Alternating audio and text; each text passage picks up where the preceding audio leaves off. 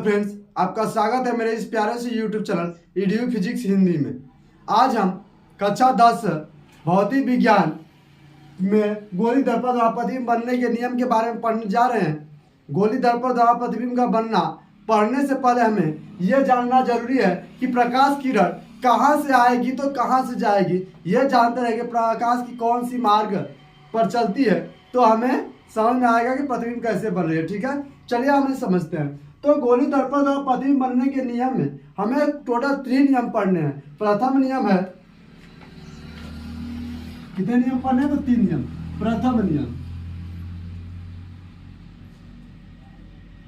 प्रथम नियम, तो प्रथम नियम क्या कहता है? फर्स्ट लॉ कहता है कि किसी दर्पण के मुख्य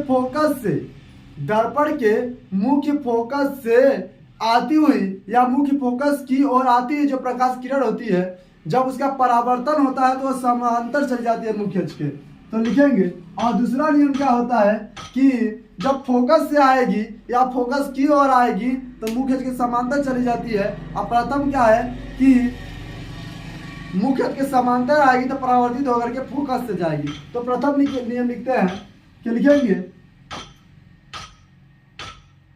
गोलीय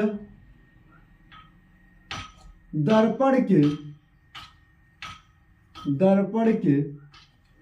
मुख्य अक्ष के समांतर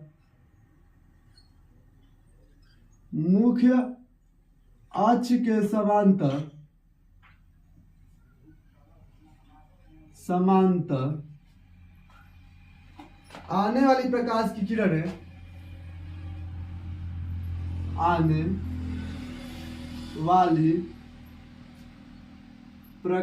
की किरणें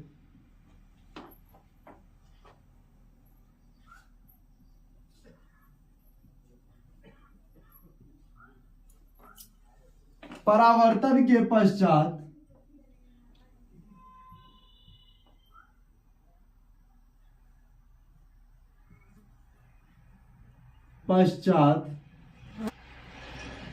गोली दर्पण के मुख्य अक्ष के समांतर आने वाली प्रकाश किरण परावर्तन के पश्चात मुख्य फोकस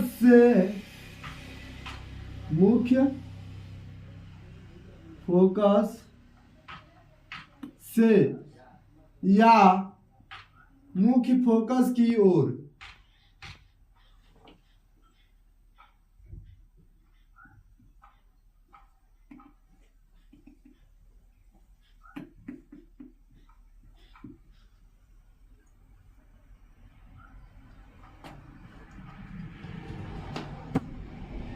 चली जाती है।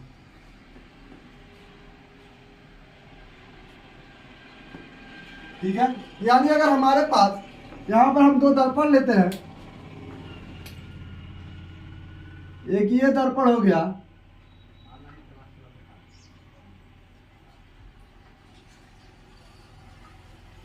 इसका नाम है अवतल दर्पण।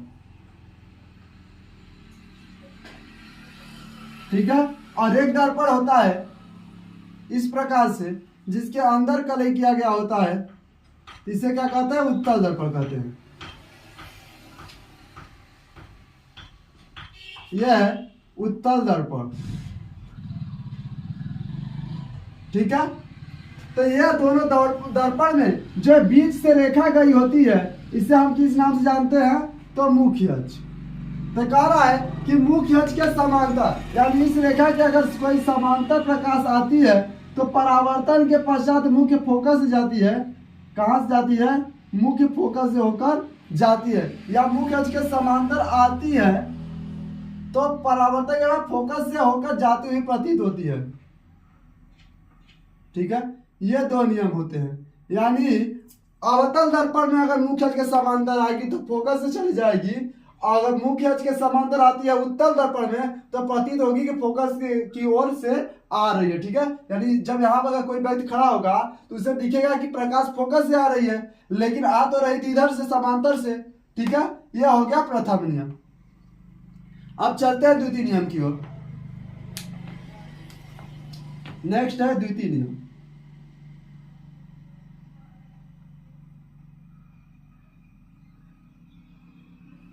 तो द्वितीय नियम इसके विपरीत है। इसमें समांतर आ रही थी तो फोकस से जा रही थी, अब फोकस से आएगी तो कैसे चल जाएगी, समांतर। तो लिखेंगे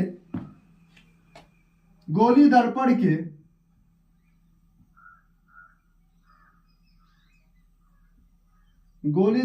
के मुख्य फोकस से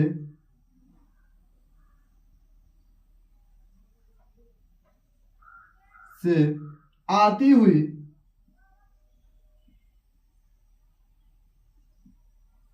या मुख्य फोकस की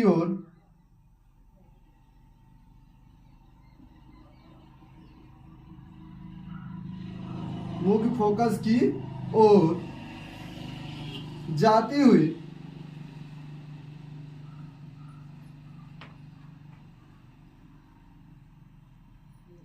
प्रकाश की किरण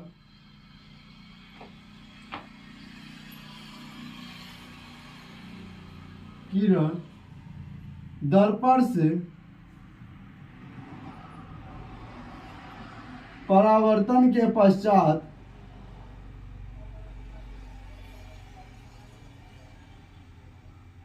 मुख्य अक्ष के समांतर चल जाती है, मुख्य अक्ष के समांतर चली जाती है।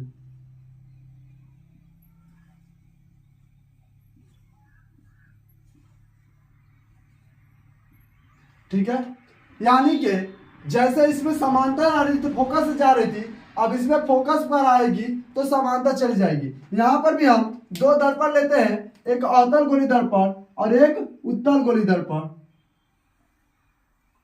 थोड़ा सा चित्र को नीचे बना लेते हैं।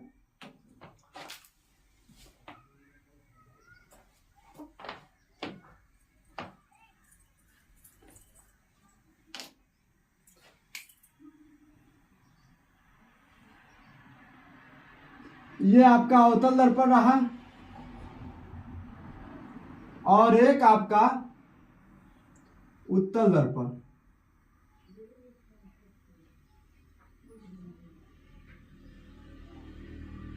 ठीक है, ये होता है आपका मुख्य फोकस, मुख्य अक्ष पर बिंदु, मुख्य फोकस। तो कह रहा है कि मुख्य फोकस की ओर, यानी कोई अगर प्रकाश किरण मुख्य फोकस से आएगी तो परावर्तित होकर के समांतर चली जाएगी। मुख्य फोकस से आएगी तो समांतर चली जाएगी, और अगर मुख्य फोकस की ओर आएगी तो, यानी यहां से प्रकाश अगर कोई आ रही है मुख्य फोकस की ओर, कहाँ आ रही है तो मुख्य फोकस की ओर, लेकिन यह परावर्तित होकर के क्या चली जाएगी, मुख्य अक्ष के समांतर। ठीक है, ये हो गया द्वितीय नियम।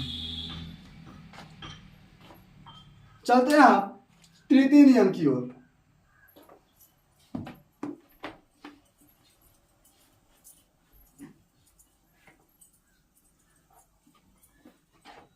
तो तृतीय नियम क्या कहता है, तो गोली दर्पण का तृतीय नियम कहता है कि गोली दर्पण के वक्रता केंद्र, जो वक्रता केंद्र होता है सी, उस पर अगर कोई प्रकाश की किरण आ रही है या उसकी ओर कोई प्रकाश की किरण आ रही है तो परावर्तित होकर के उसी रास्ते पर लौट जाती है जिस रास्ते से आती है। ठीक ना, आप एक रील में सुने होंगे कि पतली गली से निकल, तो जिस गली से वो आता है उसी गली से निकल जाता है। ठीक ना, तो ये होता है तीसरा नियम। यानी प्रतिबिंब के बनने के लिए 3 नियम दिए गए हैं, तीनों नियम का यूज करके हम प्रतिबिंब को बनाएंगे और इसका एक्सपेरिमेंट भी करेंगे। तो चलिए तृतीय नियम की ओर चलते हैं। तृतीय नियम कहता है कि गोली दर्पण के वक्रता केंद्र की ओर आती हुई या वक्रता केंद्र से जाती हुई प्रकाश की किरण, क्या कहता है कि गोली दर्पण के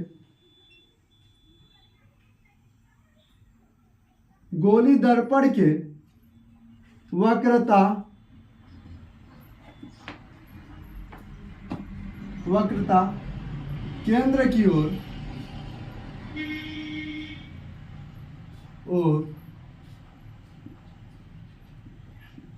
आती हुई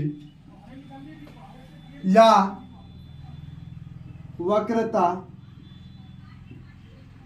केंद्र से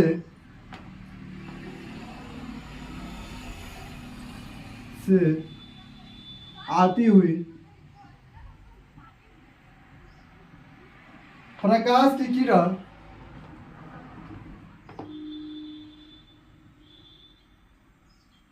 प्रकाश की किरण दर्पण से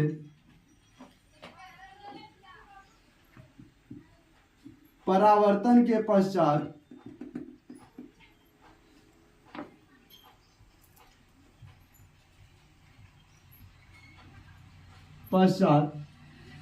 वापस उसी मार्ग पर लौट जाती।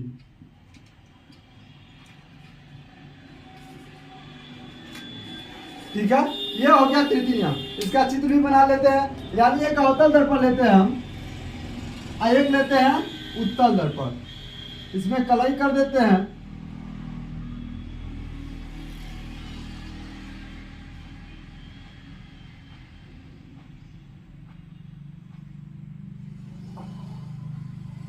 यह हो गया अवतल दर्पण।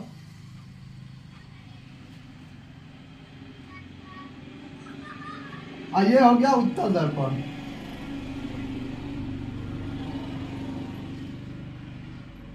तो कह रहा है कि अवतल दर्पण जो है इसके जो मुख्य अक्ष है और यहाँ पर वक्रता केंद्र है। कह रहा है वक्रता केंद्र से अगर प्रकाश किरण आएगी, वक्रता केंद्र से अगर कोई प्रकाश किरण आती है तो परावर्तित होकर के जिस रास्ते पर आई थी उसी रास्ते पर लौट जाती है। अब आते हैं उत्तल में।